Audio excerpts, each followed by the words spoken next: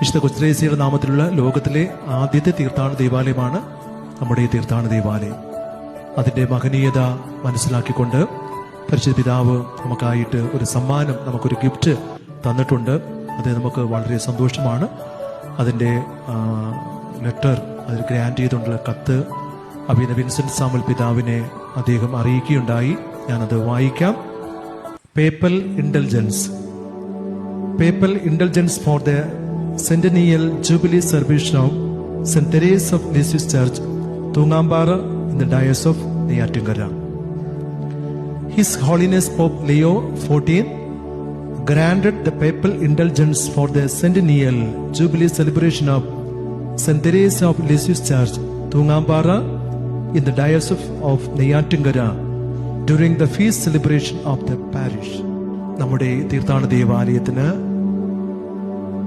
ദണ്ഡവിമോചനം നമുക്ക് സമ്മാനിച്ചിരിക്കുകയാണ്. അപ്പം നമുക്ക് സന്തോഷത്തോടുകൂടെ കരങ്ങളടിച്ച് നമുക്ക് ദൈവത്തിന് നന്ദി പറഞ്ഞ് നമുക്ക് പ്രാർത്ഥിക്കാം.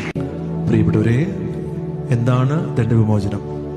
അതായത് പ്രത്യേക അവസരങ്ങളിൽ പാപ്പ പ്രത്യേകം നൽകുന്ന ഒരു പ്രത്യേകമായ ബ്ലെസ്സിങ് ആണ്, പേപ്പൽ ബ്ലെസ്സിങ് ആണ് ഇൻഡൽജൻസ് അല്ലെങ്കിൽ ദണ്ഡവിമോചനം എന്ന് പറയുന്നത്.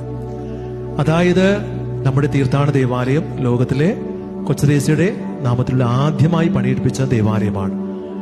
വിശുദ്ധ കൊച്ചുത്രേസ്യയെ വിശുദ്ധയായി പ്രഖ്യാപിച്ചതിന്റെ 1925 മുതൽ 2025 100ാമത്തെ വർഷമാണ്. അപ്പോൾ ഈ 100 വർഷത്തെ പരിഗണിച്ചുകൊണ്ട് ലിയോ 14 പാപ്പയാണ് നമുക്ക് ഈ ഒരു വലിയ ഗ്രേറ്റ് ബ്ലെസ്സിങ് നമുക്ക് തന്നിരിക്കുന്നത്. അതിപ്രകാരമാണ് ദണ്ഡവിമോചനം എന്ന് പറഞ്ഞാൽ, നമ്മൾ ദേവാലയത്തിൽ ഒരു വിശുദ്ധ കവാടം ഉണ്ടായിരിക്കും. ആ കവാടം ഇവിടെ ക്രമപ്പെടുത്തും.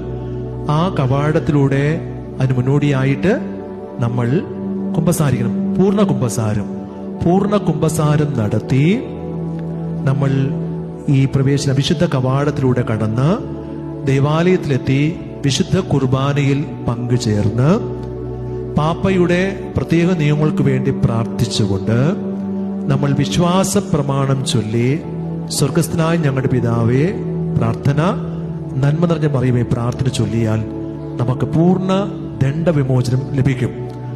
ദണ്ഡവിമോചനം ലഭിച്ചാൽ നമുക്ക് എവിടെ പോകാൻ സാധിക്കും? സ്വർഗത്തിൽ പോകാൻ നമുക്ക് കിട്ടും. ഇത് പ്രത്യേകമായിട്ട് നമുക്ക് കിട്ടുന്ന ബ്ലെസ്സിങ് ആണ്. അപ്പൊ അതാണ് നമുക്ക് സ്വർഗത്തിൽ പോകാനായിട്ട് ദൈവം നമുക്ക് അനുഗ്രഹിച്ച് നൽകിയ ഒരു അവസരമാണ് ഈ ദണ്ഡവിമോചനം.